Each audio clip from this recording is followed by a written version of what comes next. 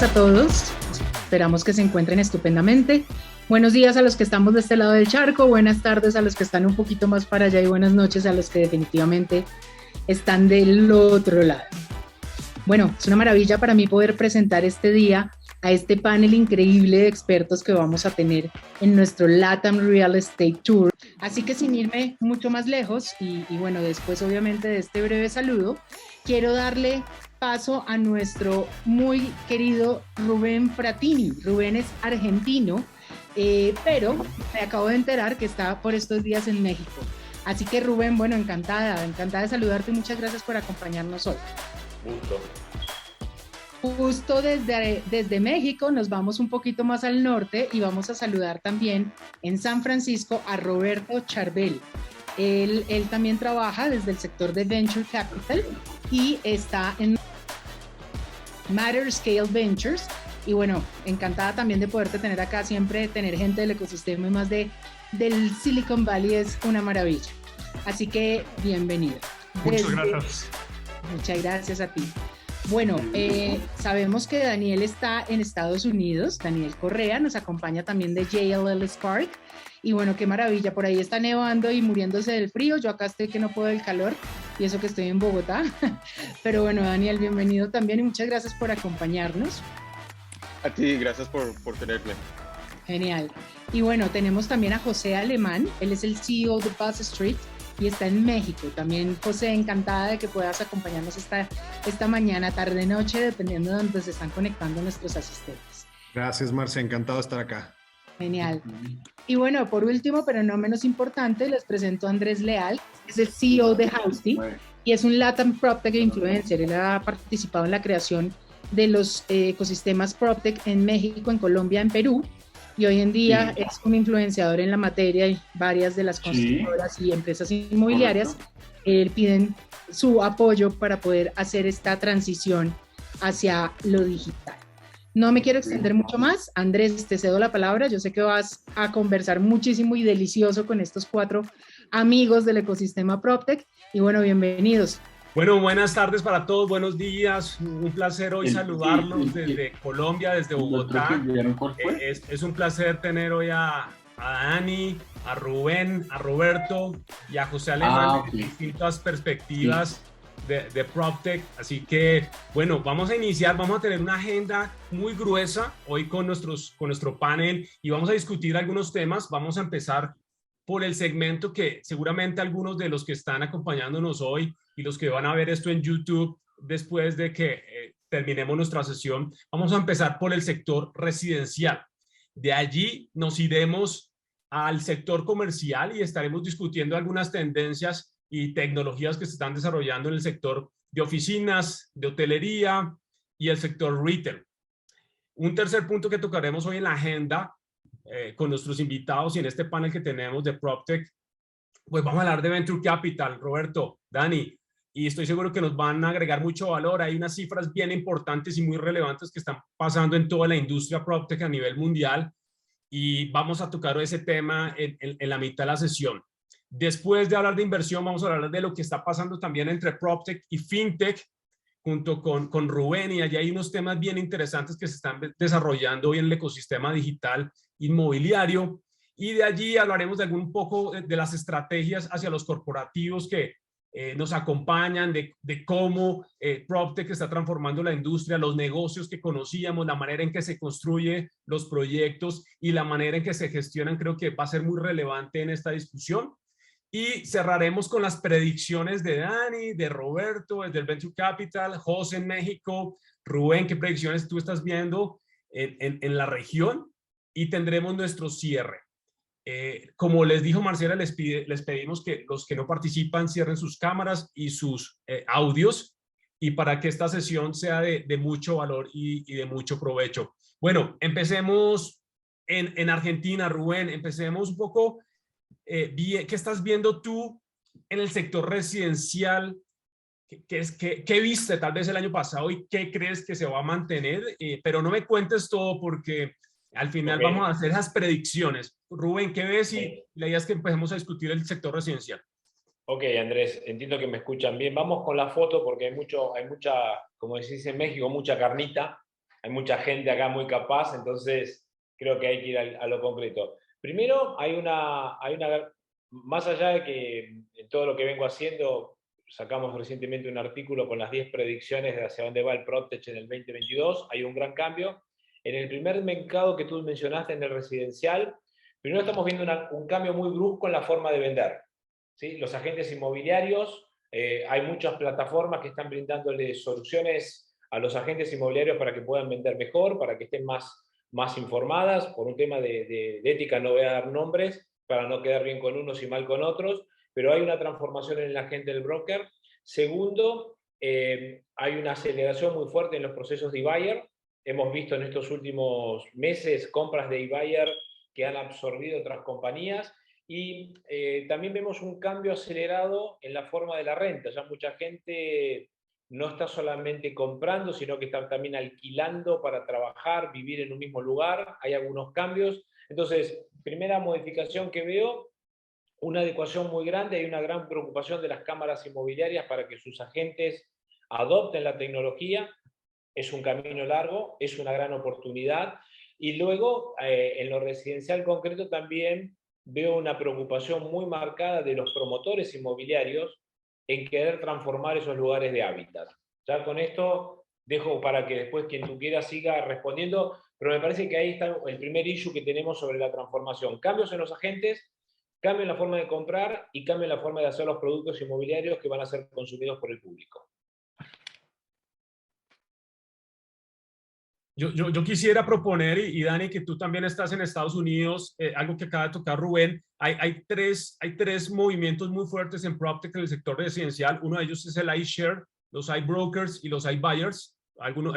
Rubén nombró ahorita los iBuyers. Dani, ¿tú qué estás viendo en el sector residencial que podemos aprender de LATAM, lo que está pasando en Estados Unidos? Sí, a ver, te soy honesto, yo vengo de un fondo corporativo que se enfoca más en innovación en el espacio comercial, pero sin duda nuestra industria está muy interconectada, y lo que puedo decir es la mayoría, aunque tenemos compañías en el portafolio en el espacio residencial, creo que más que nada vienen al cambio, al cambio de trabajo y de teletrabajo que ha cambiado cómo consumimos el espacio, dónde podemos y dónde queremos vivir. Y creo que sí hay paralelos entre lo que quiere el consumidor en el espacio de oficina y también en el espacio residencial. La experiencia y la flexibilidad de consumo creo que es muy similar en ambos espacios. Poder tener acceso a espacios de oficina y a opciones residenciales con flexibilidad, sin importar mercado. Compañías como Airbnb van a seguir siendo muy bien posicionadas en este espacio, no tanto para las estadías cortas, sino para estadías ya más largas, ¿sí? Y creo que Airbnb deja de ser una plataforma de vacaciones y estadías cortas, sino una plataforma de facilitación de leases cortos, ¿sí? En los cuales no tienes que firmar un contrato, en los cuales las transacciones son transparentes y todos los términos están en cierta manera one click, ¿sí? Pudieses tener un Airbnb por seis meses, a diferencia de subarrendar por 6 meses en el país que quieras. Y eso es una habilidad que el consumidor de hoy va a seguir aprovechando, y es un vertical que yo creo que va a crecer y crecer. Lo de los iBuyers, sí, en ese lado no me atrevo a opinar. Es un espacio muy controversial, pero también con mucha oportunidad, y honestamente no sé mucho sobre el tema, no lo suficiente para contribuir. Yo voy a meter ahí la pata, Dani, te voy a ayudar a algo que sí estamos viendo nosotros en el ecosistema, y es digamos un warning para los CEOs de las iBuyers, viendo lo que pasó con Zillow en los Estados Unidos, donde, bueno, el último semestre de Zillow el año pasado tuvo unos desaciertos en su modelo de negocio, y tiene hoy un inventario bien importante en los Estados Unidos. Yo creo que desde el punto de vista para los iBuyers, por ejemplo, como Flat en México, en Avi en Colombia, que también está allá en México. Pues yo creo que las startups y los emprendedores en este segmento de iBuyer deben comenzar a aprender de esos mercados que están mucho más avanzados, por ejemplo, como el caso norteamericano o estadounidense de Zillow, de Opendoor, de Redfins, etcétera, etcétera. No sé qué opinas tú, José, qué estás viendo ahora tú en el mercado residencial en México, que es el segundo país más grande de la región. ¿Cómo estás, Andrés? Muchísimas gracias. Mira, pues a ver, yo creo que también estoy mucho más enfocado en lo que tiene que ver con la parte comercial, que ahí evidentemente hay mucha oportunidad, pero con mucho gusto te doy mi opinión sobre lo que estoy viendo en el tema residencial. Definitivamente yo creo, y no creo, estoy seguro, en los últimos 24 meses, quienes están moldeando el mercado o la industria inmobiliaria por el lado residencial, definitivamente han sido startups encaminadas a básicamente dos cosas, ¿no? Por un lado, atacar puntos de dolor en el tema transaccional, ¿no? O en todas aquellas fricciones que existen, y ya lo decía Rubén hace ratito, en todas aquellas fricciones que existen entre un comprador y quien está desarrollando, ¿no? Eso me parece que ha sido una constante, ¿no? Definitivamente hay herramientas que se han enfocado en la operación de inmuebles enteros, en fin, pero yo creo que el común denominador de lo que hemos visto en los últimos meses es acabar con estas fricciones, tratar de eficientar los procesos transaccionales y también, por supuesto, alimentar de transparencia el proceso, ¿no? Digamos, esto tiene muchísimas concepciones y puede ser visto desde distintos puntos de vista o de distintas perspectivas, ¿no? La transparencia para mí juega un factor clave, ¿no? Principalmente en la visualización de lo que está sucediendo con el Customer Journey, tanto por parte del desarrollador que está tratando de vender alguna unidad habitacional como por parte del comprador, ¿no? Entonces, en la medida en que el espacio inmobiliario habitacional o residencial se vaya profesionalizando, y con ello también me refiero a toda esta profesión, digamos, del brokeraje o de los agentes de brokeraje, va a ser en la medida en que vayamos teniendo cada vez menos necesidad de ir automatizando ciertos procesos. Hoy me parece que la industria, principalmente la habitacional, era una industria, digamos, no necesariamente opaca, ¿no? Pero sí con muchísimas fricciones dentro del proceso, ¿no? Entonces, ¿qué están viniendo a hacer? Están viniendo de alguna u otra manera estas tecnologías o automatizaciones a darle engranajes mucho más aceitados para que este proceso sea en menor tiempo, con mayor transparencia y maximizando el valor de los activos y también maximizando el valor del capital del cliente, ¿no? O de la deuda, ya sea como sea que vaya a adquirir un inmueble. Entonces, eso es lo que yo he visto en los últimos 24 meses. Evidentemente, ya eso se lo dejo a Roberto, que hable de toda la parte de la inyección o de los inflows de capital que ha habido en los últimos meses, pero eso me parece que da una buena idea de lo que yo veo, por lo menos percibo en México. Roberto, y para agregarle un poquito a esa discusión que estamos teniendo y a sus insights en el sector residencial, ¿qué estás viendo tú desde Estados Unidos, desde Silicon Valley, que estás allá hacia la TAM, desde el punto de vista residencial? ¿Vienen nuevos property management 100% digitales, nuevos iBrokers como la House, que están entrando fuerte al mercado de renta, de compra de vivienda? ¿Qué estás viendo tú? Bueno, lo primero que yo diría es que todavía estamos en los primeros innings de la industria. Por ejemplo, inclusive en Estados Unidos, todos los iBuyers el año pasado compraron menos de 100,000 casas, cuando en Estados Unidos más o menos pues hay más de 100 y tantos millones de casas en todo el país, ¿no? Entonces, aunque la industria está siendo cambiada, modificada por los nuevos procesos de tecnología y de innovación, como los iBuyers, todavía apenas está empezando inclusive en Estados Unidos. Creo que como lo mencionabas, hay diferentes jugadores que han imitado o copiado ciertos modelos de negocios, como el caso de Loft, como el caso de Javi y como el caso de Flat, que están haciendo iBuying en América Latina. Y hay otros jugadores que están tratando de hacer cosas que en Estados Unidos no existen, ¿no? El caso muy claro de Quinto Andar, por ejemplo, o de Homey en México, es ese caso en el que el tema de rentas en Estados Unidos lo maneja un pedacito alguien, pero no manejan todo el servicio que te está dando Quinto Andar o que te está dando Homey en México, ¿no? Lo que veo también es, empiezo a ver más integración en otros modelos de negocio, como bien mencionabas, property management companies. Veo un par de empresas que han levantado capital, que están tratando de levantar capital, apenas muy en sus primeras rondas. Eso me da gusto ver que hay otros modelos de negocio. He visto gente que está explorando el rent to buy de forma importante también, cosa que también me da gusto ver. Pero lo que sí veo es, en el último año se invirtieron más de 1.4 billones de dólares en venture capital en PropTech en América Latina. Muchas de las personas que están acá me imagino han de decir, bueno, pues yo no los vi, ¿dónde está ese dinero, no? Y lo que pasa es que ese dinero principalmente se está concentrando cada vez más en los jugadores más grandes, ¿no? Los 3 jugadores grandes que están recabando, los 4 o 5 jugadores más grandes que están recabando dinero son Loft y Quinto Andar en Brasil. Luego, en Colombia, sin duda, está La House, como bien decías, y Javi. Y en México, en otra dimensión, un poco más chicos, están Flat, Kasai, Kokomo y Homey, ¿no? Entonces, y después de eso vienen muchas empresas que están empezando a levantar sus rondas, pero son rondas mucho más chicas. Entonces, yo creo que apenas estamos empezando a ver lo que está pasando y ojalá y siga la aceleración de inversión de venture capital en estos sectores, ¿no?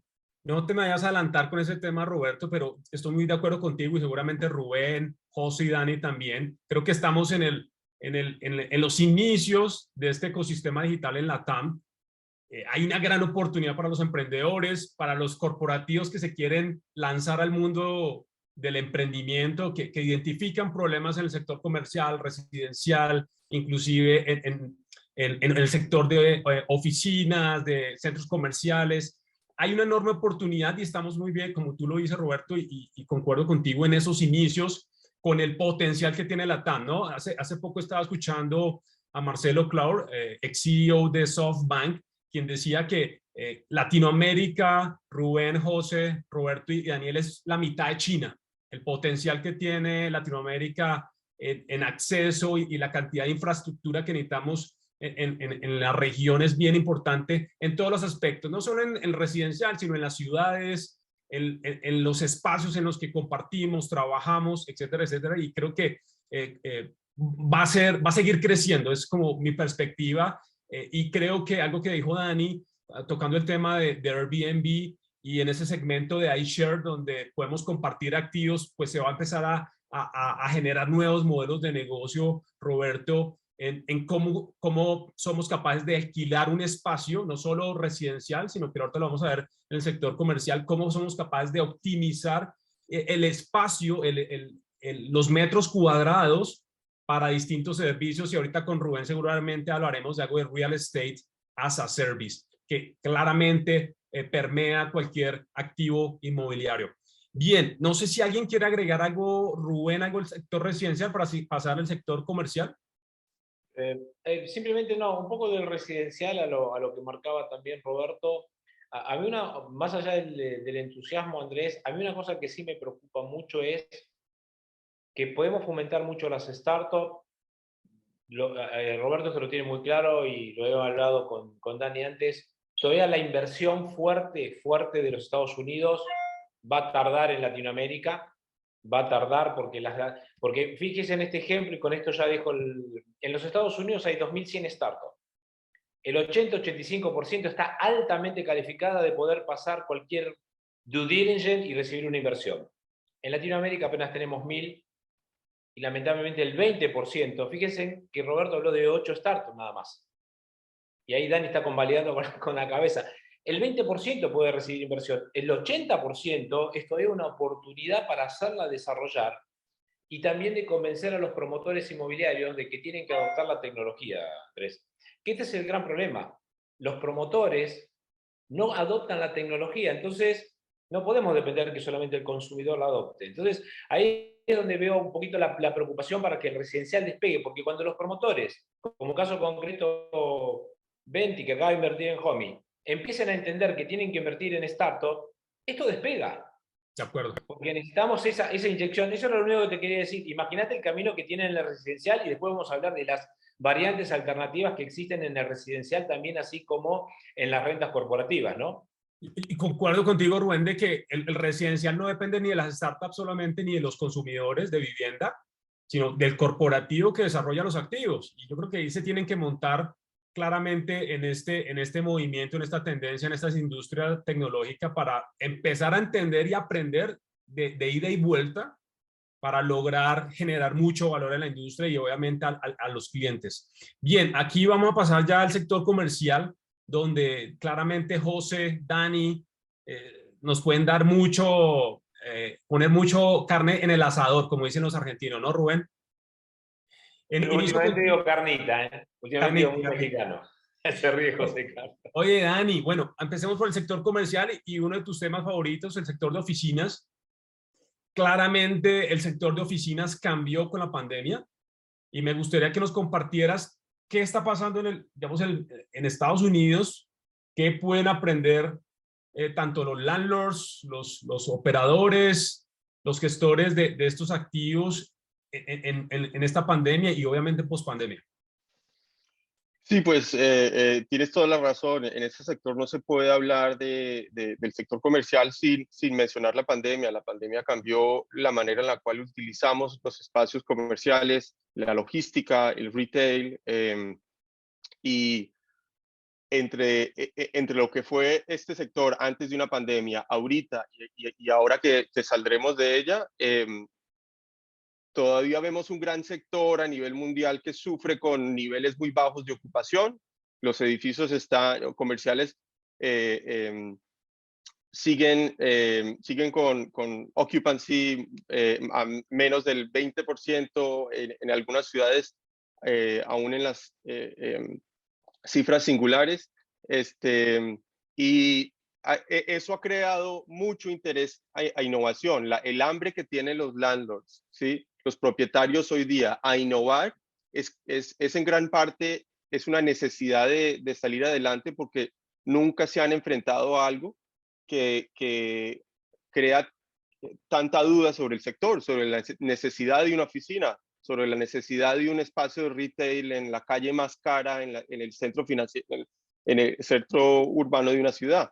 Entonces, en los últimos 6, 9 meses sí hemos visto la adopción de tecnología. Hay una gran hambre por innovar en los espacios para que cuando la gente regrese, el espacio sea completamente diferente, con servicios, maneras de consumo enteramente diferentes. El espacio de tenant experience ha sido enorme en este espacio.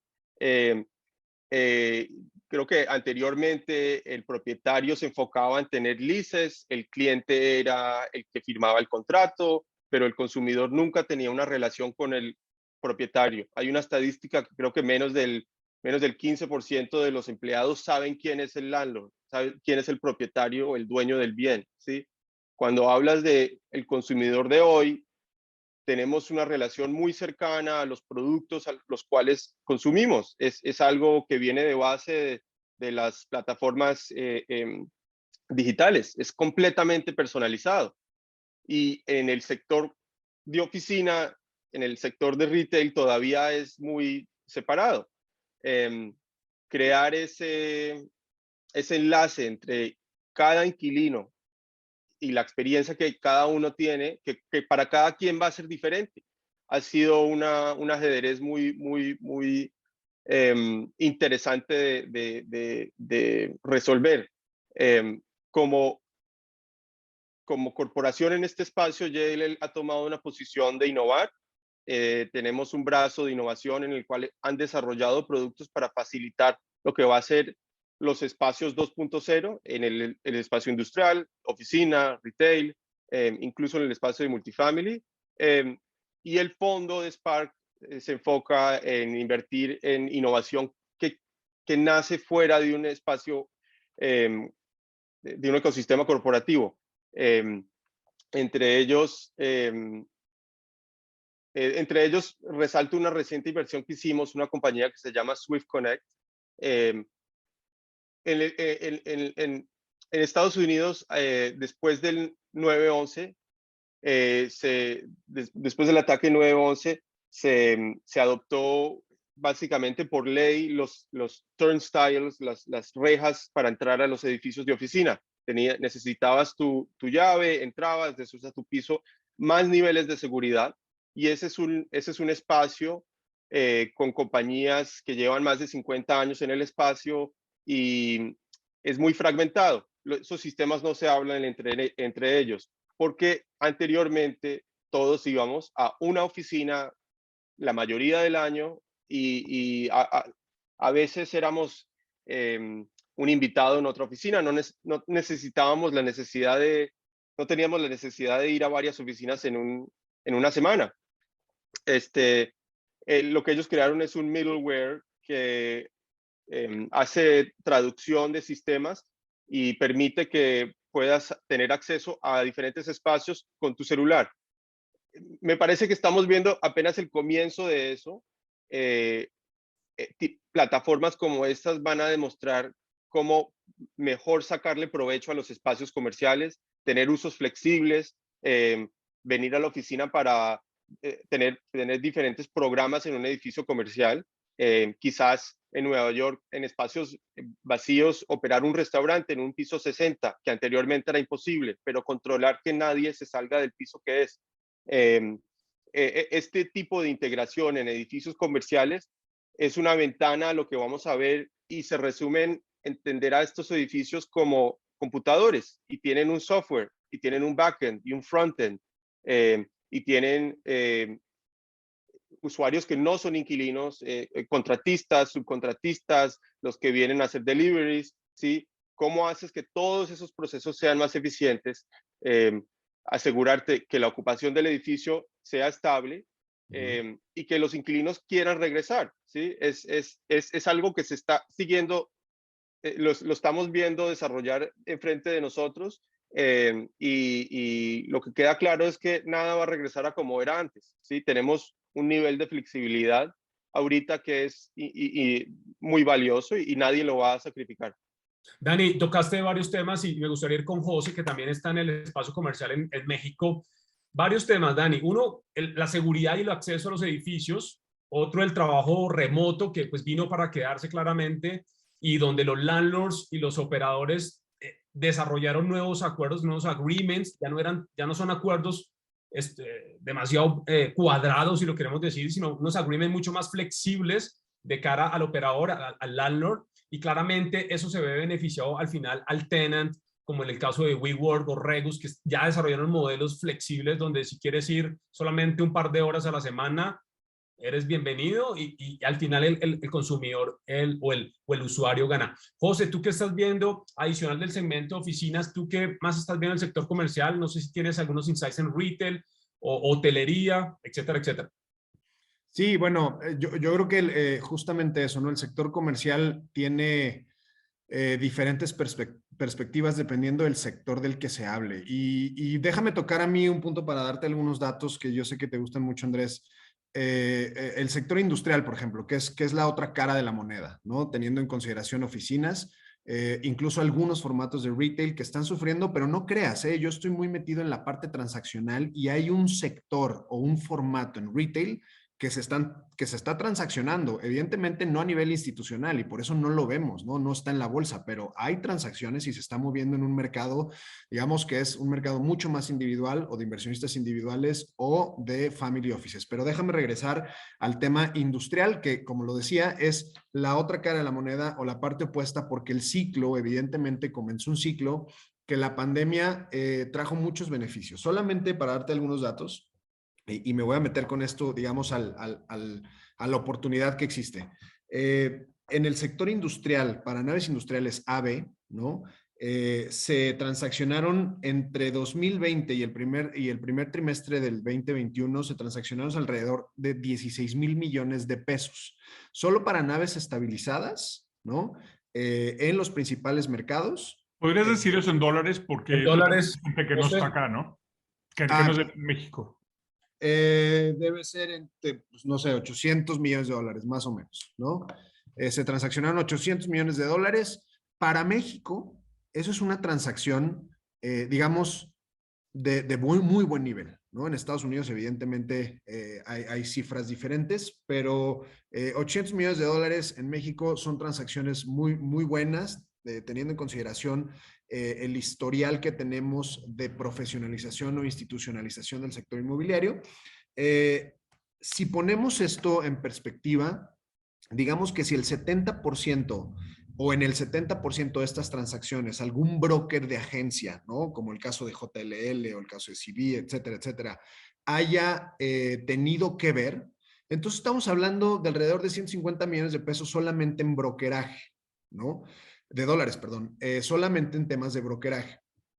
Ahí se abre una oportunidad muy grande, ¿no? También en todo este proceso transaccional. Solo te estoy hablando de industrial, AB, institucional. No estoy tocando temas privados, family offices, tierra, no. Simplemente lo que te estoy diciendo es, hay una oportunidad enorme también en eficientar los procesos transaccionales a nivel comercial.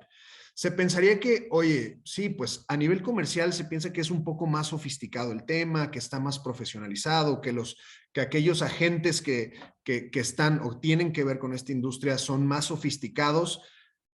Quizás sí, pero evidentemente también hay ciertos problemas que hay que atacar, ¿no? He estado involucrado en algunas transacciones en los últimos 12 meses, transacciones tanto institucionales como a nivel un poco más individual, y en cada una de ellas resulta también que hay una oportunidad muy grande a nivel de transparencia, ¿no? Hay una oportunidad muy grande a nivel de eficientar y en problemas muy, muy, digamos, que consideraríamos básicos, ¿no? Los intercambios de NDA, los intercambios de LOIs, los intercambios de documentación, te toma alrededor de un mes que alguien te firme, oye, pues ahí te ve el NDA, sí, pero espérame tantito, deja que me lo firme. Entonces, automatizar todo ese proceso pudiera ser más eficiente la transaccionalidad, lo cual te llevaría a hacer transacciones más rápidas, de mejor valor, maximizando tanto el valor del activo como el valor, evidentemente, del capital o la deuda que traigas a la mesa. Entonces, lo que te quiero decir con esto es que hay muchísima oportunidad también en el sector comercial. Evidentemente, ya lo hablaba Daniel, ¿no? Se abre una oportunidad de mejorar, ¿no? Las ocupaciones de las oficinas desde una perspectiva muy diferente a la que teníamos en consideración antes de la pandemia. Por el lado industrial, se están abriendo oportunidades con startups como, por ejemplo, Cargamos, ¿no? Que ya no están necesariamente en un tema de real estate, sino están atacando un tema logístico, ¿no? Entonces, en fin, creo que esto abre un panorama muy bueno definitivamente, y con lo que yo me quedaría es que para cada uno de los sectores hay soluciones diferentes. Aquel que yo o que nosotros pudimos desde este lado identificar es justamente eficientar la transaccionalidad, transparentarla, y también un tema de off-market properties. En México creo que no existe hoy un marketplace que te ayude a identificar off-market properties para institucionales o para high net worth individuals, etcétera. No existe. Simplemente es muy tradicional. Tienes que llamar al broker y decirle, oye, ayúdame a identificar algunas propuestas o propiedades que tengan esta parte de no estar en el mercado, pero y que evidentemente a mí me ayuden, porque estoy dispuesto a pagar una prima. Entonces, me parece que se abren varias oportunidades dependiendo del sector. Me quedo con el industrial porque evidentemente tengo algunos datos, pero como se abren en todos los sectores. Gracias, José. Yo agregaría a esta discusión y para, digamos, para los que nos están escuchando y nos van a ver luego en YouTube, es que en el mundo PropTech se está hablando de un tema muy importante, es el tema de regulación para que tengamos edificios más sostenibles y donde podamos reducir la huella de carbono. Y ya hay regulaciones en California, Dani lo sabe seguramente, o Roberto, o en el Reino Unido, donde están ya llevando a los desarrolladores a un nivel de inversión para que sus edificios, sus proyectos empiecen a reducir su huella de carbono. Y acá hay un tema muy importante, es que estas regulaciones van a exigir a los developers empezar a invertir en este tipo de activos donde tienen que ser mucho más eficientes con los recursos, tienen que mitigar el uso de energía, etcétera, etcétera. Y yo creo que este tema de sostenibilidad va a empezar a ser una tendencia en los próximos 10 años en PropTech, donde algunos VCs, tú lo sabes, Roberto, por ejemplo, FitWall, algunos otros en Estados Unidos están empezando ya a buscar soluciones tecnológicas para reducir huella de carbono, no solo en las ciudades, en los activos, en todos los sectores, el sector logístico, como tú lo dices, José, el sector industrial, que también son grandes contaminantes. Y algo interesante, porque hay una discusión interesante, y lo puso Elon Musk. Elon Musk, que tiene obviamente sus mega factories de carros. Había una discusión bien interesante y lo dejo aquí para pasar al siguiente, nuestra siguiente agenda con el tema de Venture Capital.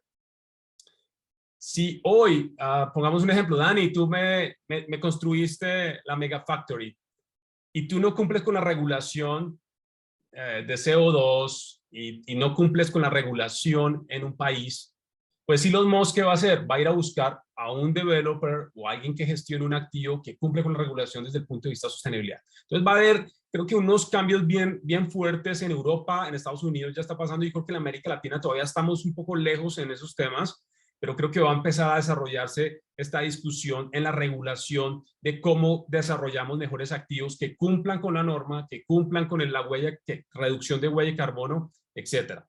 Pasemos al nuestro tercer tema, uno de los temas favoritos de Roberto y claramente de Dani, de Rubén y creo que de todos, Venture Capital. Y voy a poner unas cifras bien importantes del 2021 para contextualizarlo a lo que nos escuchan y nos están viendo. Roberto, 32, quiero que tomen nota los que no saben, pero 32 billones de dólares en todo el mundo fueron invertidos en PropTech, en startups de toda la industria inmobiliaria y la construcción. Les voy a contar algunos insights.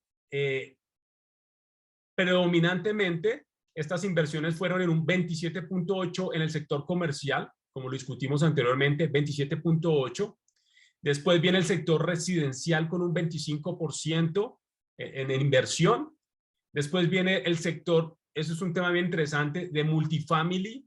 El 19.4 de las inversiones de PropTech fueron hechos en el segmento de multifamily. Después viene el sector de la construcción con un 16.7 y el segmento de retail con un 8.3. ¿Qué pensamientos tienes, Roberto? Qué buenos datos tienes, me gustaron mucho. Mira, yo lo que creo es, primero una de las cosas que hablas, dices que hubo una mucho mayor inversión en comercial que en la parte de residencial. Y a veces cuando pensamos en comercial, desde el punto de vista de PropTech, se nos olvida, por ejemplo, que comercial es los cambios que están existiendo en la industria de delivery y restaurantes. Hace rato mencionaban, José mencionaba la empresa Cargamos en México, que está tratando de dar soluciones de logística. Muchas de las cosas que a mí me entusiasman o que veo, y que veo que ya están pasando, tanto en Estados Unidos como en la región, es esta administración, este manejo de lo que se llama dark kitchens o dark stores o dark spaces, ¿no? En el cual, por ejemplo, en los dark kitchens, pues son bodegas en donde se hacen comida para marcas digitales o marcas que no existen fuera de las aplicaciones para distribución de comida. Y ese tipo de administración que, aunque lo estamos pensando desde el punto de vista de que es un restaurante, que es food tech, en realidad toda la innovación viene de la parte de real estate. Otro ejemplo, como lo decías muy bien, como lo mencionábamos antes, es la parte de logística. O sea, retail está cambiando porque la gente ya no necesariamente está yendo a las tiendas y las tiendas están siendo sustituidas por los centros de distribución logísticos, los grandototes afuera de las principales ciudades. Pero más y más esos centros de distribución necesitan centros de distribución un poquito más chicos en las ciudades para poder hacer más eficiente su distribución. Entonces empiezo a ver compañías en la región y en Estados Unidos que exclusivamente se dedican a hacer el tema de dark spaces. Y la verdad es que a veces se nos pasa, por ejemplo, hoy no estamos contabilizando lo que está pasando en food tech en la región como parte de PropTech, o lo que está pasando, por ejemplo, muchas de las cosas que ha revolucionado Rappi en la forma de distribución y en las marcas en las que están invirtiendo, las cosas que están construyendo, tanto en logística, que le impacta a las naves industriales, y retail, que impacta cosas como lo de dark spaces y dark kitchens. No lo estamos pensando, pero está ya pasando en la región, ¿no? Yo creo que eso apenas está empezando, o sea, el hecho de que en Estados Unidos tenga más dinero invertido en la parte comercial, bueno, pues tiene que ver un poco con el hecho de que históricamente se ha venido invirtiendo mucho en retail, perdón, en residencial, y finalmente está empezando a haber estas innovaciones en Estados Unidos y el backing de los fondos en la parte comercial, que eventualmente se va a permear a todas las otras regiones y lo vamos a ver más en América Latina. Yo sigo pensando que en América Latina no existe multifamily porque no hay dueños de todo un edificio o compañías que son dueños de todo un edificio. En Prudencia me tocó desarrollar los primeros edificios en América Latina en el 2006, o sea, hace ya mucho tiempo, algunas cosas en Colombia, en Chile y en México, pero la industria no ha detonado porque no hay crédito para los desarrolladores. Entonces, la industria va a seguir siendo una industria no de un dueño de edificios que alquila departamentos, sino de gente que compra unidades y las renta por separado. Entonces, eso yo lo sumaría a la parte de residencial, aunque en realidad es commercial real estate, ¿no? Alguien que lo compra para un negocio fuera de vivirlo ahí, ¿no? Creo que esa parte sigue siendo y va a seguir siendo muy, muy grande en América Latina y creo que va a haber muchas cosas interesantes. Una de las razones por las que en industrial no veo tanto movimiento como en residencial es que la gente en industrial históricamente ha sido muy ordenada. Para conseguir deuda, para poder rentar, para poder vender, tienen toda su información y hay una forma muy clara de trabajar con jugadores como JLL, como CB Richard Ellis y todos estos jugadores. La industria, no, digamos, no tiene tantas fricciones como sí las tiene la industria residencial o la industria comercial, ¿no? Entonces yo creo que en industrial vamos a ver menos cosas, yo creo que en comercial sí vamos a empezar a ver más. Y oficinas, pues la pregunta un poco está en el aire.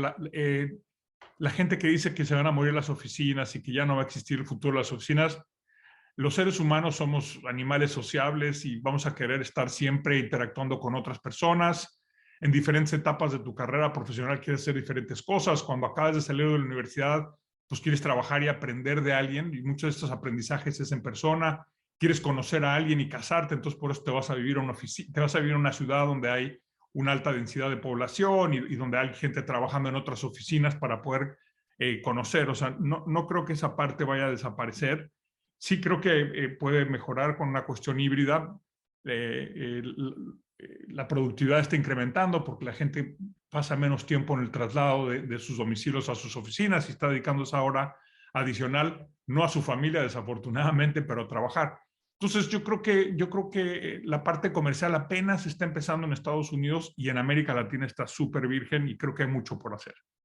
Otras cifras a lo que dice Roberto y lo abro aquí para la discusión. De esos 32 billones de dólares a nivel mundial que se invirtieron en PropTech el año pasado, el 50%, Roberto, Dani, Rubén, José, fueron en soluciones de CRM. Después vienen el tema favorito de Dani, Tenant Experience. Después vienen soluciones de iBuyer, que claramente requieren de mucho capital. Después vienen soluciones de Flex Solutions, se dice digamos en el ecosistema PropTech, soluciones para oficinas, hotelería, retail. Y un tema bien interesante que no lo hemos hablado aquí, pero hemos pasado muy por encima. La mayoría de las inversiones que hicieron en PropTech el año pasado fueron en plataformas de data analytics, en todos los segmentos, residencial, oficinas, hotelería, logístico, etcétera, etcétera. Y me quedo con un último punto aquí de esas inversiones, el 35.7% fueron hechas en property management. Te quería preguntar, Dani, ¿qué visiones usted o qué visión tienes tú, digamos, en la región en PropTech? ¿Crees que lo que está pasando con los neobancos, con FinTech, con el IPO que va a hacer Rappi este año, con nuevos unicornios, crees que va a mover ese capital? Y también va la pregunta para Roberto y Rubén, ¿crees que ese capital que va a empezar a traer Latinoamérica va a impulsar más startups PropTech en los próximos años?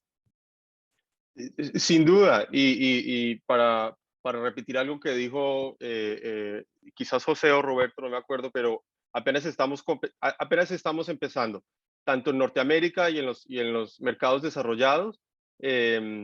Este sector sigue siendo muy bueno, muy nuevo, ¿sí?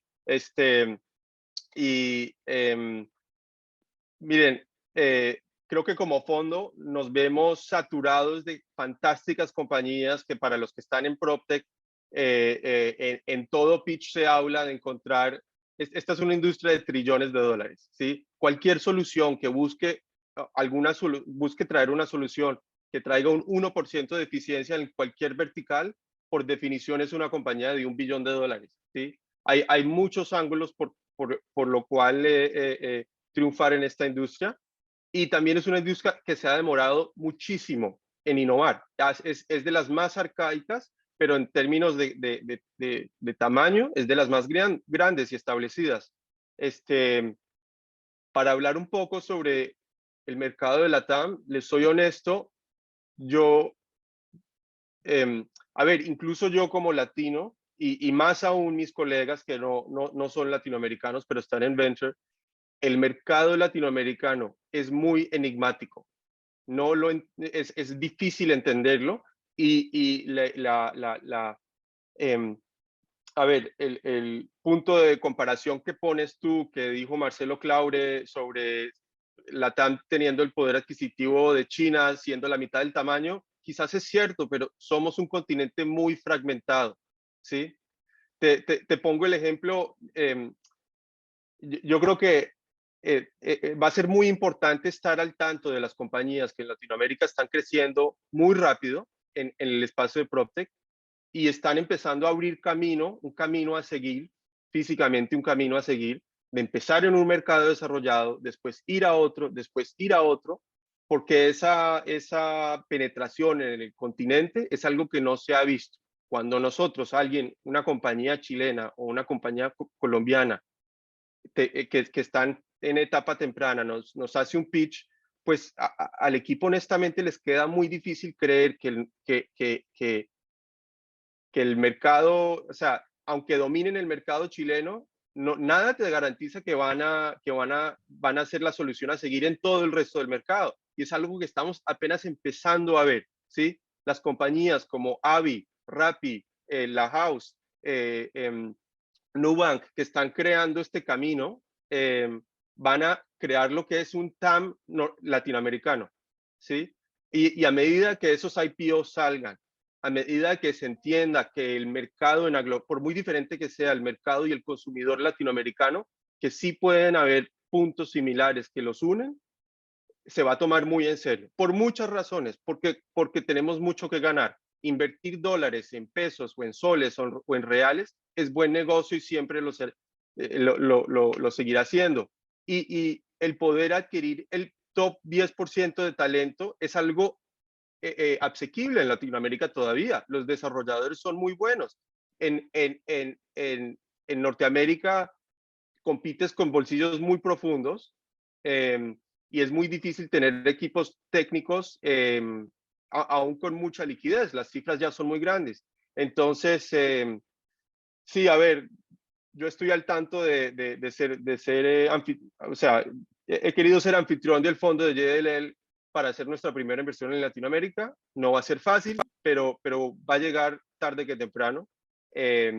Y como fondo nosotros tenemos la gran ventaja que no la tiene ningún otro, no la tiene SoftBank, no la tiene Fifth Wall, ni ninguno de nuestros colegas. Son las oficinas establecidas de JLL en Latinoamérica. Latinoamérica está en México, Colombia, Chile, Brasil, con presencias muy grandes, y los clientes corporativos en esos países tienen las mismas necesidades de tecnología que tienen en Norteamérica y en Europa.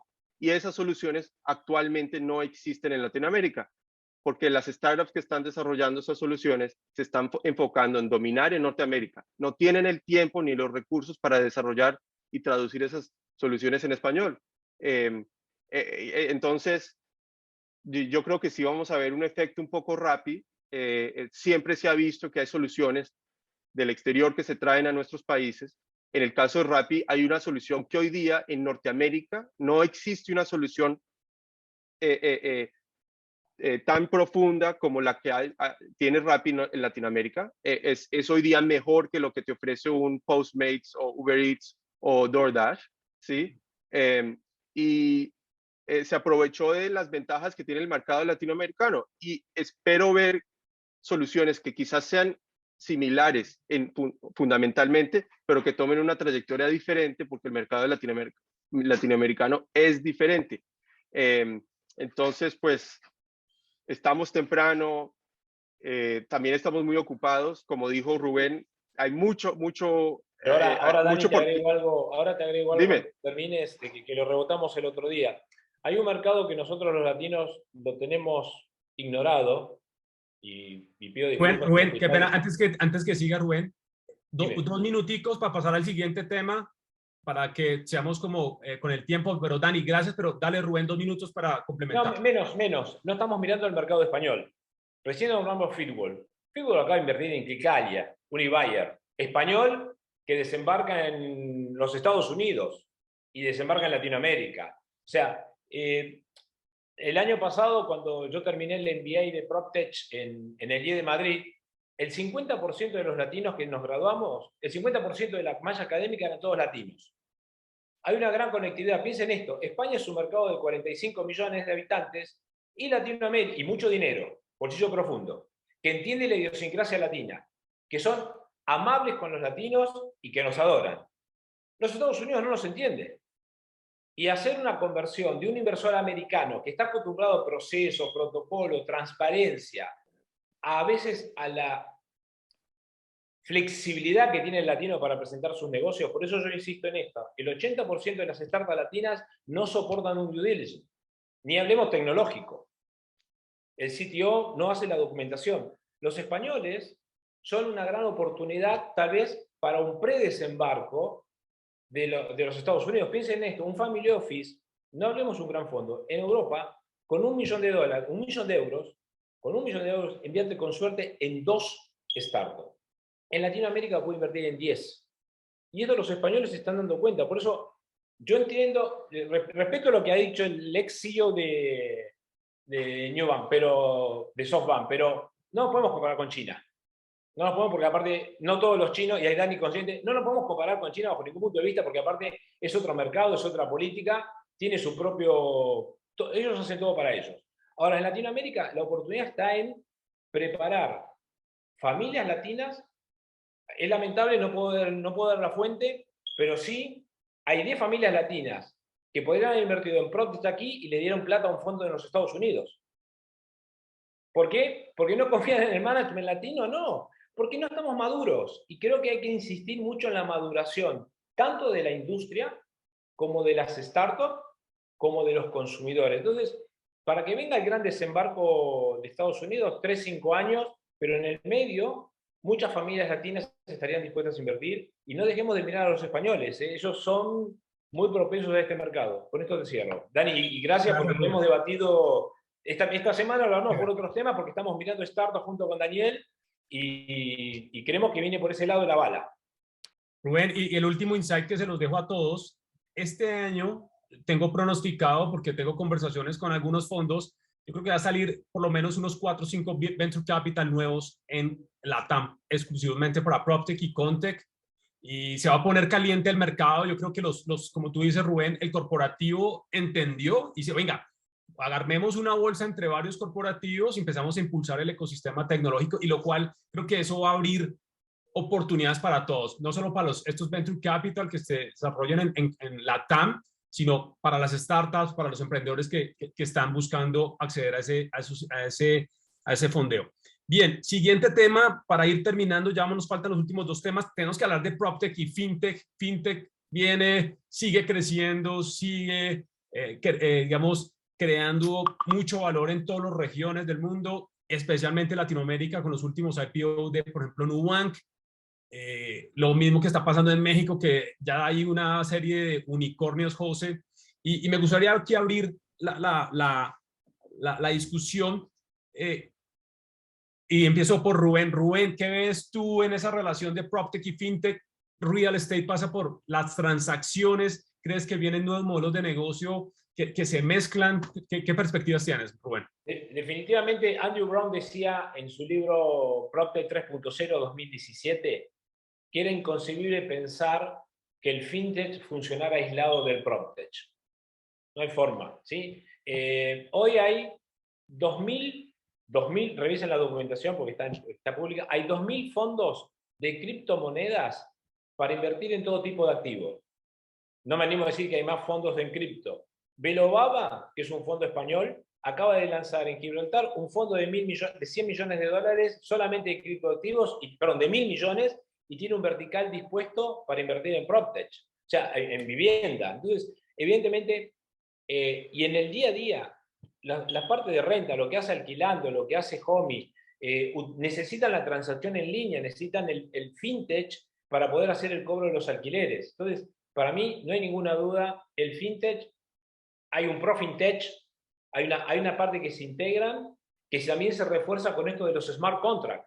Si mañana realmente vamos a estar haciendo transacciones en línea, los smart contracts que corren sobre blockchain tienen la gran oportunidad de hacer los cobros en Ethereum, y esto va a automatizar y encaja en esto que decía José Carlos, ¿no?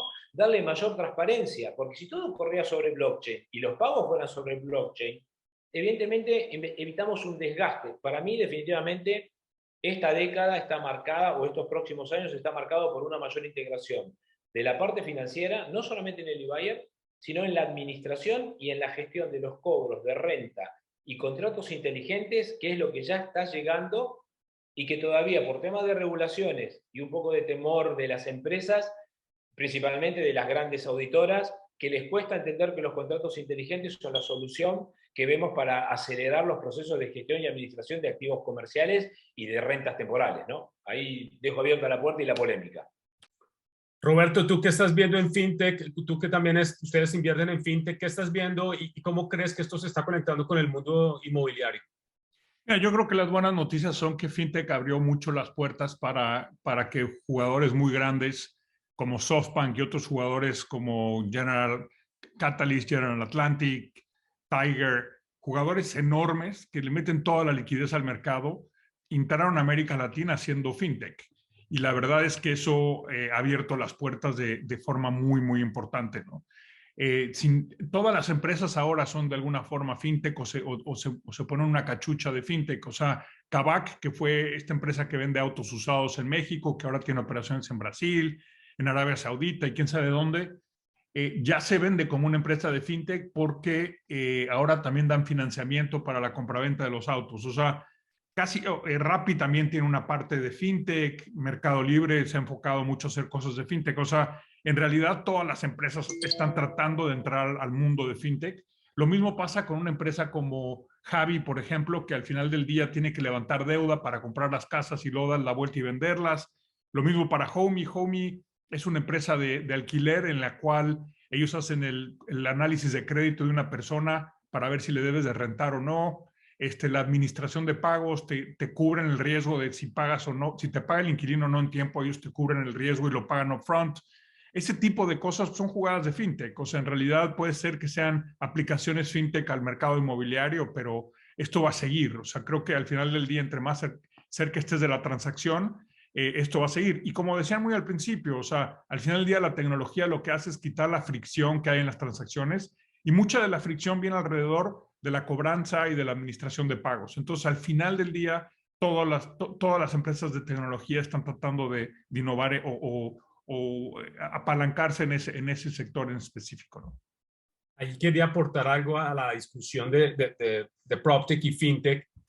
Y les cuento rápidamente una historia. Hace un par de meses conocí un par de startups aquí en Colombia que están empezando a generar este tipo de créditos digitales para la renta de vivienda. Y entonces empieza a haber una mezcla de, como tú bien lo dices Roberto y lo dice Rubén, una mezcla de soluciones digitales del mundo fintech hacia el mundo inmobiliario, y eso creo que empieza a transformar la manera en que al final todo lo que hacemos en la industria del real estate pasa por una transacción. Y lo segundo que quería agregar es que desde el punto de vista de fintech hay un tema que se está empezando ya a ejecutar y a cambiar, y es el Open Finance. Escribí un artículo reciente en Medium sobre cómo el Open Finance, cómo los datos de la banca van a empezar a generar nuevos modelos de servicio en fintech, y esto también va a pasar en las transacciones de renta, de vivienda, de gestión de activos. Es cómo con estos datos que la banca tiene de los usuarios, cómo yo con esa información puedo empezar a generar soluciones, respuestas mucho más rápidas, análisis de riesgo mucho más rápidas del usuario. Y esto, la regulación, por ejemplo, en México, ya estaban en unas fases donde las Big Tech, por ejemplo, un Apple, un Google, yo creo que van a sacar provecho de este tipo de regulación de la banca para empezar a usar estos datos para generar distintos modelos de negocio. No sé si alguien quiere agregar más, Dani o José, a este mundo de FinTech y PropTech. No, yo coincido con exactamente todo lo que dicen. Justo uno de los ejemplos que más cercano que tengo, ya lo tocaba Roberto, colgué el teléfono con Martin Shrimp de Cocomo antes de esta llamada y lo que me decía era eso. O sea, hoy creo que no hay nada, o sea, no va a haber una PropTech que en algún punto de la historia tenga un Finance Embedded porque quieres, como dice Roberto, estar cerca de la transacción y vas generando tus soluciones o vas creando tus soluciones dentro de las verticales de acuerdo a lo que vas necesitando, ¿no? Hoy él me hablaba de 2 marketplaces, no solo de uno. Tienes un marketplace en donde alguien te compra una fracción, pero también tienes un marketplace en donde intercambias esa fracción con otra parte del mundo. Entonces, y lo que dices, al final de cuentas, yo lo que quiero, porque claro, si alguien quiere vender su fracción y no hay nadie en el mercado, entra Cocomo a comprarte esa fracción. Y ahí es cuando está el Finance Embedded, ¿no? Todo mundo va a querer de alguna u otra manera integrar el fintech a sus soluciones de PropTech. Un tema muy importante, y en esto quiero que nos demoremos cada uno un minuto si que quiera participar, y creo que es bien relevante, es el talento, las personas. Las startups, las PropTech las hacen emprendedores, las personas. Y una pregunta muy puntual para cada uno. Rubén, tú que también estás muy fuerte conectado con el ecosistema en la región, ¿crees que va a haber una guerra de talento digital y de digital skills en los próximos años, o crees que ya empezó? Mira, creo que todavía hay una parte ética bastante importante. No somos de lo igual que no se intercambian las personas. No creo que haya una lucha de talento. No, me parece que ya hubo algunos cambios, hubo algunos directores de algunos CTO que estaban en algunas compañías y se fueron para otras, pero creo que hay tanto talento en Latinoamérica y esta parte del EdTech que se va a meter también en el PropTech, muy importante, porque hay gran cantidad de necesidad de educación y de formación. El otro día estaba hablando con una startup que ellos dan capacitación gratis, como en los Estados Unidos, que te dan una beca y la pagas cuando consigues trabajo. Bueno, ya apareció una startup en Latinoamérica que lo que está dando es capacitación para formar equipo de tecnología, y lo hace, y la gente lo va a terminar pagando. Después, yo no veo una gran batalla. Yo creo que hay muchos jóvenes con talento, hay mucha gente entusiasmada viendo las cifras de cómo está creciendo el PropTech, el FinTech, que todos esos tipos de stack, no hay una alta criminalidad de sacar productos, personas capaces de un lado al otro. Yo creo que esto va a fomentar mucho más talento. Inclusive he estado hablando con algunos territorios, con algún desarrollo económico, que están pensando en fomentar, generar hub de información y de formación de profesionales. Me parece que hay mucho terreno, necesita mucho talento. Todavía seguimos educando a los jóvenes como en 1850, y cuando las universidades también entran en este juego, se van a dar cuenta que tienen que cambiar su forma de enseñar, y ahí es donde viene el gran cambio. No creo que haya una gran batalla, pero bueno, esto es opinable, no es discutible. Lo veo a Dani ahí gestionándonos. Dani, no sé, Dani, ¿qué opinas vos? Que estás ahí en la cresta. Sí, pues, a ver, pienso que quizás en Latinoamérica existe todavía mucho lo que se le llama la palanca, y la estratificación de la sociedad afecta mucho a las oportunidades que se le presta a alguien joven. Y yo sí creo que empiezan a medida que van creciendo estas compañías y llegan a eventos de liquidación y tienen su IPO, yo creo que se empieza a ser más y más atractivo ser parte de una compañía de alto crecimiento que de una corporación. Y sí he visto mucha migración de compañías establecidas grandes a startups en las cuales el talento vota con su tiempo, ¿sí? Como si yo hablo mucho con universitarios y me dicen quiero entrar en PropTech, ¿cómo lo hago? La verdad, como recién egresado de la universidad, lo que más tienes, si tu recurso más valioso es tu tiempo, y si te enfocas en invertir tu tiempo en el startup en el cual verdaderamente piensas que va a tener un gran futuro y se alinea con tus intereses, me parece que puedes lograr tener un gran retorno, no solamente financiero. ¿Sí? A mí me gustaría brincar ahí un poquito. Yo no estoy, no estoy en acuerdo con lo que dicen. Yo en México estoy viendo una necesidad absoluta de talento. Los startups en México están contratando gente en Argentina porque encuentran mejor gente a un mejor precio. Una mujer que conozco que salió de McKinsey, luego hizo un MBA en una de estas escuelas como Harvard y Stanford y trabajó un año en México. Le dieron un startup de PropTech, le ofreció, de FinTech, perdón, le ofreció $300,000 para irse a trabajar, cosa que es una locura para el mercado mexicano. Yo sí creo que la razón por la que pagan eso es porque no hay talento. O sea, hay gente buena, pero no necesariamente preparada para las cosas específicas que se necesitan o con las cualidades específicas. Y lo que sí estoy viendo que me gusta mucho es que estos startups están contratando gente en otros lugares, ¿no?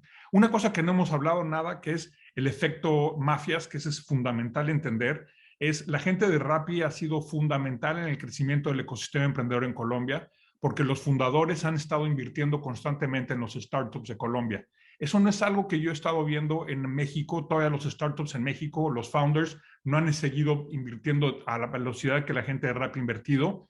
Y eso en realidad es una forma de mandarle señal a los fondos de VC de Estados Unidos, de decir, estas son las empresas buenas, y eso limita los riesgos y hace que sea menos fricción, y entonces va a empezar a funcionar.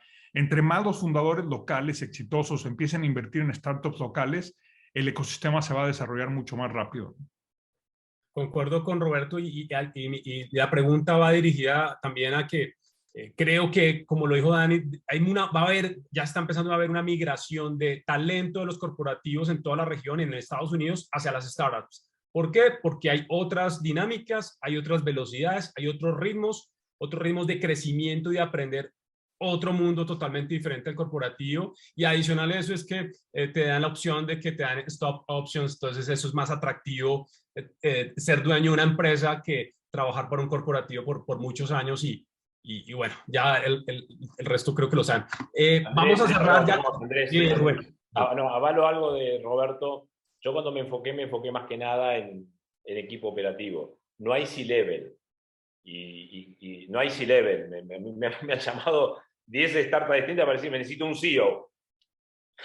No hay. Y pasa esto que dice Roberto, le ofrecen cifras extraordinarias, y cuando después tú quieres llegar a otro sitio, dices, no, pero yo me enteré que este cobra $300,000. Sí, pero no existe esa cifra. No existe, no hay forma de que una startup te pague esa cifra, salvo que esté en una estratosfera. Roberto, me avalás en esto, ¿estás de acuerdo? Claro, o sea, ese es otro problema. No tenemos C-Level. Si tenés que armar un equipo ejecutivo, como dijo Roberto, de alto rendimiento, complicado. Bien, muchas gracias. La última pregunta ya para cerrar nuestro LATAM Real Estate Tour, el primer evento que hacemos de la comunidad en la América Latina. Dani, gracias. Roberto, voy por participar. José, Rubén, lo hacemos para que la comunidad siga recibiendo insights de los que estamos en la industria, de los que estamos construyendo el ecosistema, ayudando a otras startups, a los corporativos inmobiliarios también en la región. Y la pregunta del millón, y me gustaría que cada uno tomara un minuto con 3 insights muy potentes de predicciones que ustedes ven en el espacio PropTech, y me gustaría comenzar por Dani. En cualquier segmento comercial, residencial, el que tú veas, Dani, ¿qué predicciones tú ves para este año en PropTech a nivel mundial o a nivel regional? Sí, la mía es sencilla. Mi gran apuesta en este espacio es la experiencia experiencia, tenant experience, ¿sí? Llevamos 2 años y pico parcialmente encerrados en muchos países y hambrientos de experiencias significativas en espacios, y a eso le sumas que tienes espacios comerciales valorizados que están vacíos, ¿sí? Que se desocuparon. Creativamente retomando esos espacios, operándolos de maneras nuevas, va a ser una gran llave para reactivar economías, y va a abrirse a mucha oportunidad a innovadores que se atrevan a agregar valor a esos espacios. Gracias, Dani. Rubén, ¿qué predicciones tienes tú para este año en LATAM? 3 escenarios nuevos.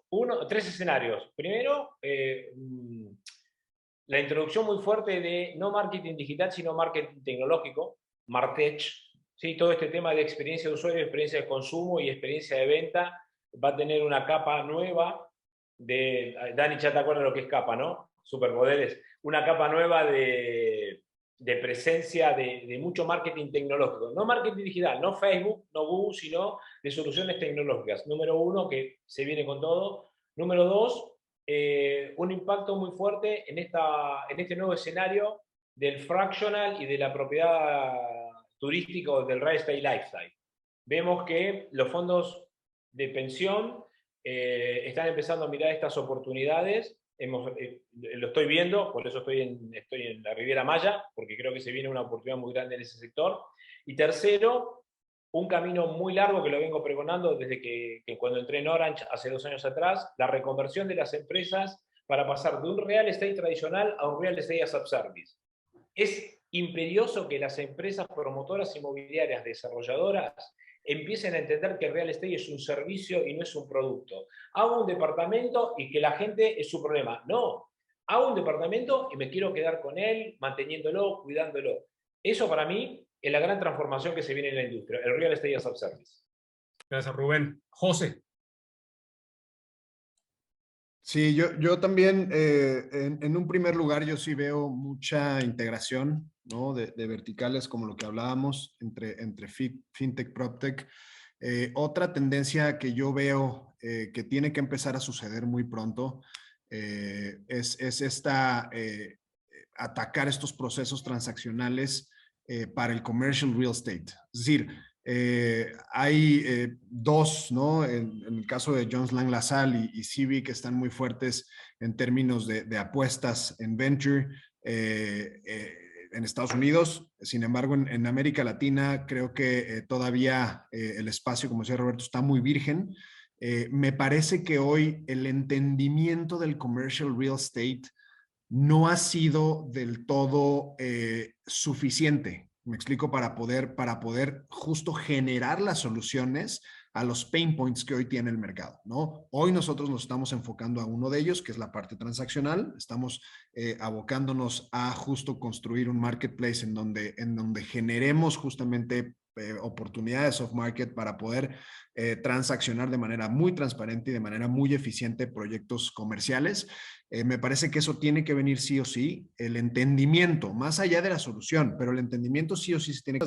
Esas tres, integración, transaccionalidad en commercial y por otro lado, educación, me parece que son las grandes tendencias hacia los próximos 5 y 10 años. Eso que me dijiste me gusta, José, educación. Creo que la industria tiene que seguir formándose y todos, las startups, los corporativos. Dani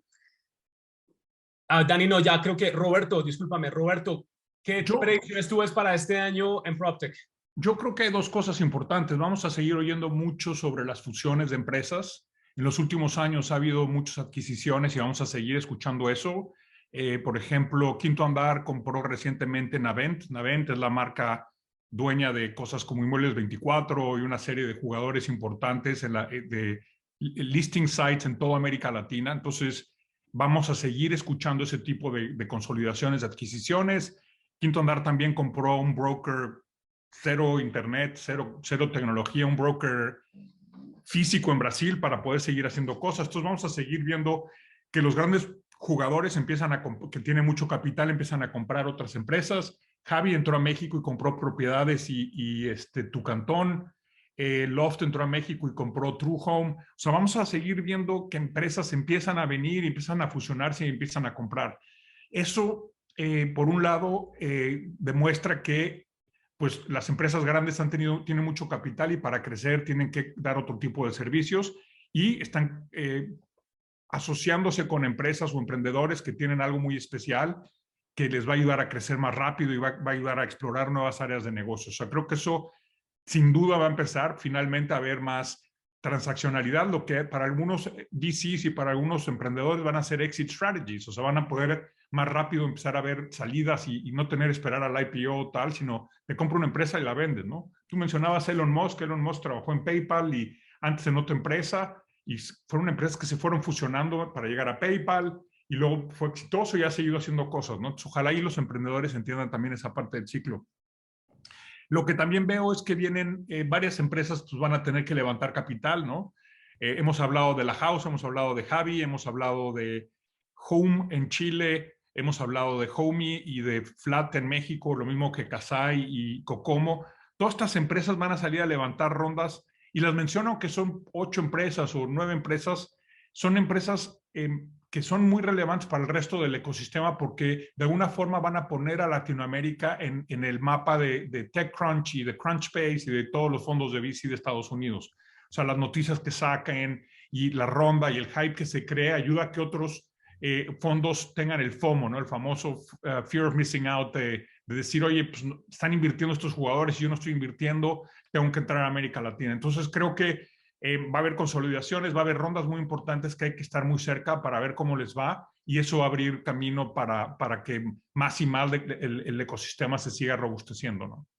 Perdón, Andrés, déjame abonar esto que dice Roberto, que a mí se me hace interesantísimo la parte de la consolidación. Me acuerdo que Roberto y yo, a lo mejor él no se acuerda, pero yo me acuerdo muy bien, estuvimos compartiendo un panel en San Francisco en el 2020, a inicios del 2020, y justo ese era uno de los temas. Se estaban consolidando startups o empresas de tecnología en Estados Unidos, y esa era la visión que tenía no solo nosotros, sino era un dato de Altus Group. Y lo platicábamos ahí en el foro y ahora lo que me sorprende y lo que dice Roberto con data es, oye, ya se están dando consolidaciones en Latinoamérica en una etapa mucho más rápida o en un plazo de tiempo mucho más rápida que en el que se dieron en Estados Unidos. Entonces eso habla justamente del poder que se tiene y de todo lo que se va a venir. Hasta ahí, quería abonar nada más ese tema. Hay una cosa que me gustaría decirle a la gente que está escuchando, no porque exista Quinto Andar o Loft y Loft esté entrando a tu país, en Colombia, o hay un jugador grandotote, quiere decir que se acabó la oportunidad. Piensen, Nubank está en Brasil, Nubank entró a México, pero esta semana, Roberto, qué pena que te interrumpa, este año en Colombia hay ya 5 neobancos. Va a haber una guerra increíble, pero al final el que gana aquí es el cliente. Pero no va a ganar uno, o sea, va a haber muchos jugadores, ¿no? O sea, eso es importante, o sea, no porque esté ya estas empresas grandototas quiere decir que no hay oportunidades para empresas más chicas, ¿no? Bien, yo voy con mis predicciones de este año en PropTech. Yo creo que los inversionistas van a empezar a buscar soluciones en descarbonización. Lo hablé, el tema de sostenibilidad cobra mucha relevancia en toda la industria del real estate a nivel mundial. Creo que la TAM va a empezar a generar ese tipo de soluciones. Número 2, alternativas y soluciones en el tema energético, soluciones en el sector de la construcción. Ya hay varias rondas de inversión bien importantes el año pasado en el sector de la construcción, o sea que los emprendedores tienen una oportunidad enorme en el sector, en este sector principal.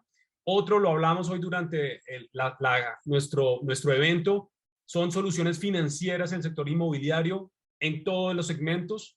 Otro interesante que estoy viendo yo en el mapa a nivel mundial y en la TAM no sé qué, no es la sección, es soluciones en materiales para la construcción de nuevos proyectos de vivienda, cómo pueden ser más eficientes en la experiencia del cliente. Lo dijo José, otra predicción que yo veo es solución al sector comercial. Dani también lo recalcó, el tema del tenant experience en hotelería, en oficinas, en logística, etcétera, retail. Muchas empresas van a empezar a salir allí y los inversionistas van a ver esto como una oportunidad. Y el último que agregaría yo es el de brokerage service, como Rubén lo dijo, todas las soluciones de real estate as a service en todos los segmentos, en comercial, en residencial. Creo que hay una enorme oportunidad para empezar a digitalizar el proceso logístico, el proceso de servicio para todo este tipo de usuarios que están dentro de los activos. Pues mis estimados Daniel, Rubén, José, hemos terminado, Roberto, nuestro panel hoy sobre tendencias y predicciones en PropTech. Creo que tratamos de abordar lo que más pudimos y es difícil, pero creo que fue una sesión muy potente para la industria, para los emprendedores, para los corporativos que empiezan a... ¿De qué están hablando José, Roberto, Daniel, Rubén? Esto es como, ¿de qué idioma me están hablando? Pero creo que de esto se trata también, de que ellos empiecen a conectarse con esta nueva industria tecnológica. No sé si José quiere decir algo en 30 segundos, Roberto, Daniel, Rubén. Yo agradecerte mucho, Andrés, por esta iniciativa y es un gusto saludar a Rubén, a Roberto y a Daniel. Gracias. Yo lo único que diría es, si están viendo un startup o quieren levantar capital, me encantaría platicar con ustedes. Yo estoy acá en San Francisco y me encanta el tema de PropTech. Me pueden buscar en LinkedIn o si no, Andrés les puede dar mis datos. Rubén. No, saludos a todos y, como dijiste, Andrés, a poner un poquito más de materia, a movilizar la materia gris, a romper esas barreras. No, pero yo hace 20 años que hago las cosas igual. No, ¿por qué voy a invertir en PropTech si es muy volátil y compran Bitcoin? O sea, me parece que hay muchas oportunidades y lo que dijo Roberto, o sea, si quieren invertir, podemos hablar de distintos niveles, desde grandes fondos hasta grupos o empresas promotoras que se están estructurando para hacer scouting de startup. Entonces me parece que hay tantas cosas para hacer que hay segmento para todo, hay espacio para todos. Así que nos vemos en cualquier momento en la ruta. Gracias, Rubén. Dani. Igualmente, muchas gracias por tenerme y reflejo el mensaje de Roberto. Represento un fondo, nuestro enfoque es corporativo y yo tengo un gran apetito por poder invertir algo en Latinoamérica. Entonces, por favor, hablemos. Muchas gracias a todos, gracias a los que asistieron. Esto va a estar en YouTube para que lo compartan. Gracias a los asistentes. En la próxima sesión esperamos responder preguntas, pero hoy la idea era conversar con estos líderes y claramente inversionistas que están en el espacio PropTech. Muchas gracias a todos. Nos vemos en la